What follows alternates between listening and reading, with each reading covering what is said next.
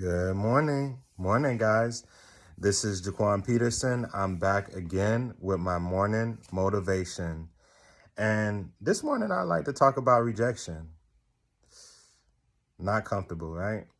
It's not something that any of us like to hear or like to deal with, rejection, but it's a part of life.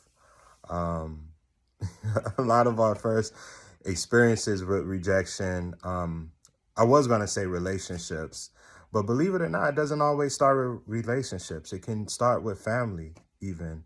It can start with, sometimes feelings of neglect growing up.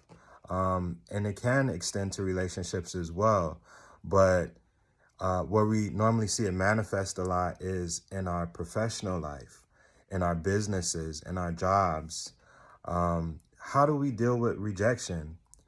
I think sometimes when we have to keep a level of separation from who we are as far as our business and what we create, maybe our business or our job, and us as a person. Although they do sound one and the same, there is a level of separation from it. Although I'm Jaquanne Peterson, owner of the Peterson Marketing Group, brand consultant, I also work at CBRE as well. Those things aren't me.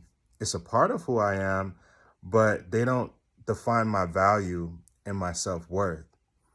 Because as a business owner, it's not all the time I win pitches.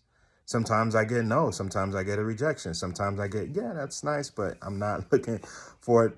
I'm not looking to move forward with you right now. And if I had my identity tied to my value there, when I got rejected, it would be not just, it would be a personal thing. It would be much harder for me to deal with hearing that no.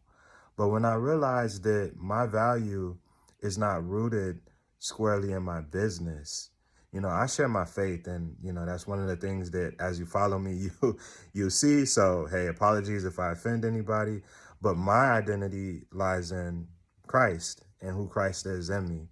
And that's what gives me value for knowing that he made me unique and he made me of value. So regardless of what happens in my business, none of that can rob that of me. None of that can rob my value of me. And rejection is not always a bad thing either. Sometimes I learned that I can't work with every type of client. In order for me to be successful, I have a specific clientele that I work with. And if you're not a good fit, then you're not a good fit. And it's okay.